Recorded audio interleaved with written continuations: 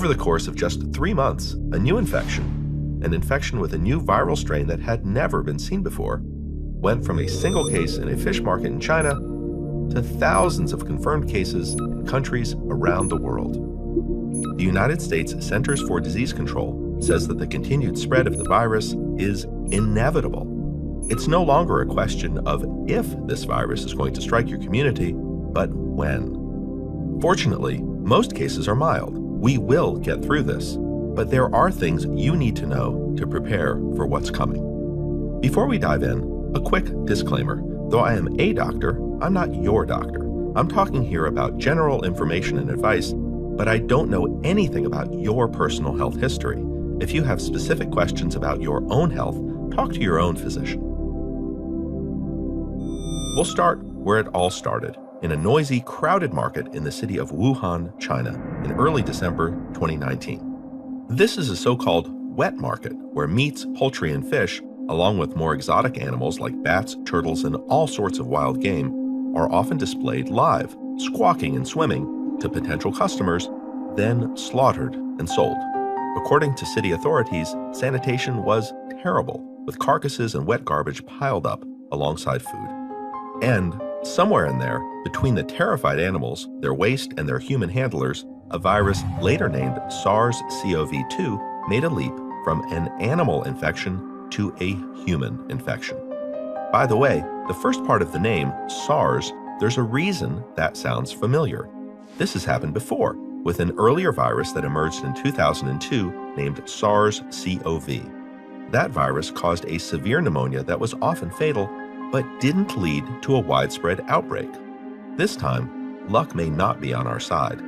The market happened to be near a train station and was in a busy area in a middle-class business district in a city of 11 million people. This newer virus, SARS-CoV-2, didn't stay in that wet, noisy market. We don't know exactly who that first patient was, this first person to catch the virus. We do know that by the end of the month when this infection first appeared, authorities from Wuhan notified the World Health Organization of an unusual cluster of severe pneumonia of unknown cause. An initial study of 41 patients showed that most of the victims had direct contact with that wet market in Wuhan, 27 of the first 41. But 14 did not, which was an early clue. From the onset, people were coming down with this infection without having direct contact with animals at the market. They had to have been catching it from other people. The chain started with the animals. It was probably a bat, but transmission from person to person had already begun. On January 1st, 2020, police closed the market. Within days, the cause was identified as a new or novel coronavirus, a new member of a family of viruses that usually causes just a simple common cold.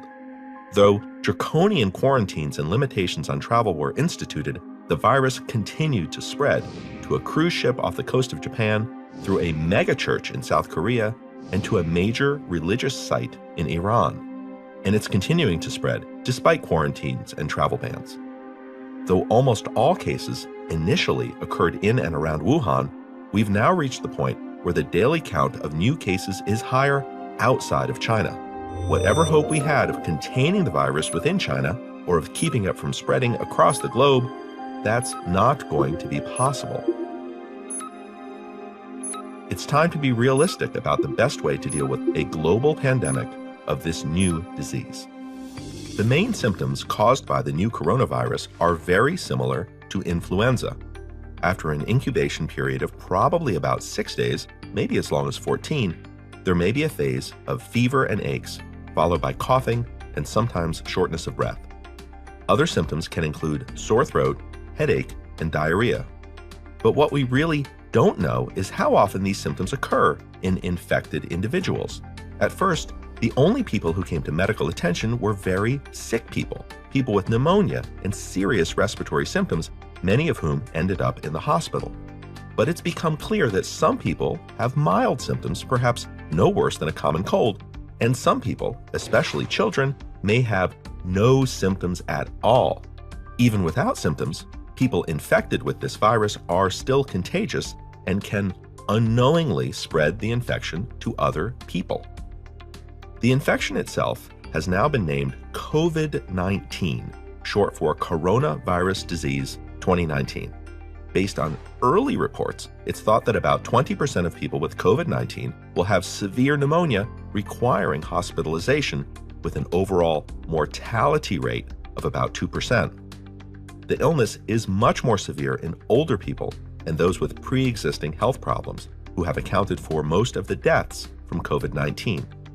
These rates are probably overly pessimistic numbers because they don't account for the large number of people with milder symptoms who haven't been tested for the virus.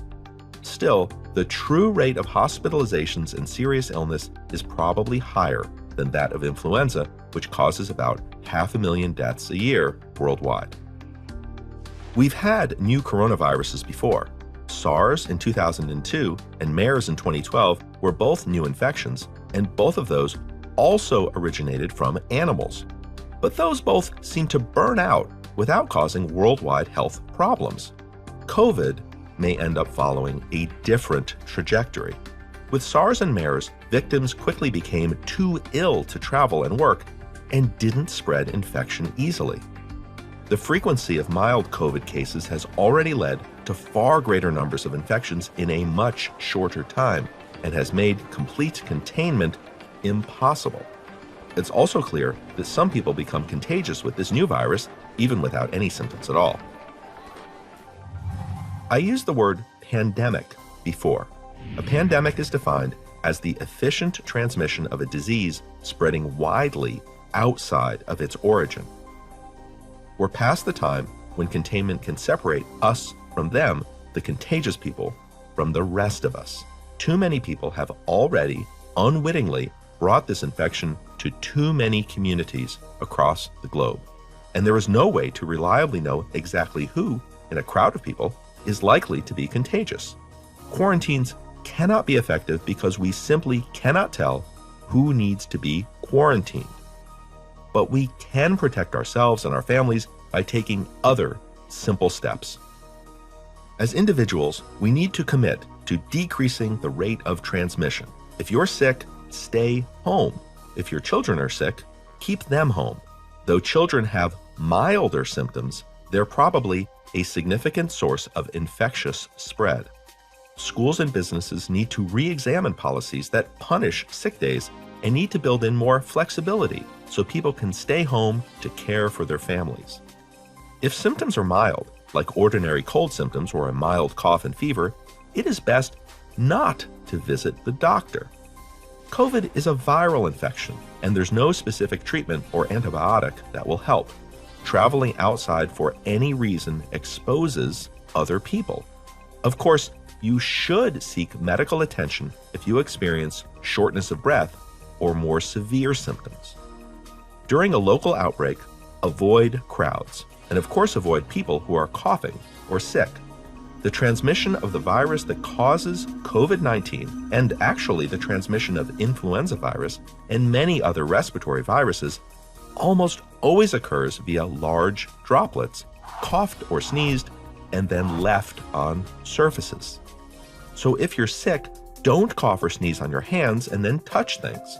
Use a tissue or sneeze into your own elbow. If you do cough on your hands, wash or sanitize them before touching anything else. And washing hands is also crucial for the rest of us too, even when we're healthy. If you touch a contaminated surface, say a doorknob loaded with virus, it will not make you sick as long as it's just on your hands. You can spread it around, but you won't make yourself sick unless and until you touch your own face with your own contaminated hands. Respiratory viruses cannot get through your skin, but they can infect you through the moist lining of your nose, eyes, and mouth. So, if you wash your hands frequently, you're less likely to infect yourself when you offhandedly rub your nose. And bonus, you're less likely to spread infectious material to more surfaces and to more people. An effective hand washing can use any kind of soap. It doesn't need to be a special antimicrobial product, but it does require at least 20 seconds of scrubbing. Here is Perhaps the most important and overlooked tip, probably the single most important habit for you to learn to prevent yourself from catching any respiratory infection. Never touch your own face with your own hands. If you must rub your nose or eyes, wash your hands first. As an alternative to washing, alcohol-based sanitizing liquids work well. Splash a little on and make sure to rub your hands and let them dry off before touching anything else. Those are the most important personal steps to take. Isolate yourself if sick, wash your hands, and don't touch your face. People often ask about masks, but the evidence is clear. For healthy people walking around in public, wearing a mask does not help. Now, a mask is a good idea if you're in a room caring for someone who's sick, and a mask is definitely a good idea for people sick with COVID themselves to wear. That protects everyone else. If there is someone sick in your household, try to isolate them in their own room and have them use a separate bathroom if possible. Be especially careful about hand washing and consider using gloves, but gloves themselves get contaminated too and need to be changed before you touch your face or spread the infectious droplets to other areas of your home. Eye protection and gowns are important for healthcare workers, but less practical for home use. As communities, other steps may be needed as this outbreak unfolds. Though quarantines don't work, temporarily closing workplaces, schools, and public venues that attract crowds may be necessary. If your community is hit hard, it will be best to stay home. So make sure you have a few weeks of essentials like food, medicine, toiletries, and cleaning supplies. At this point, as I'm recording this, it does not seem likely that we're going to contain this new coronavirus. It's become too widespread too quickly, and people are spreading the virus even when they don't know they're sick. Now, we may get some good news. During the summer months, fewer people get sick with respiratory infections, so maybe that will slow coronavirus's spread. It's also possible that a vaccine or antiviral medicine can be developed, but I think it's best to be ready. If we work together and do our part, we can protect our communities and our families. It's not time to panic, but it is time to prepare.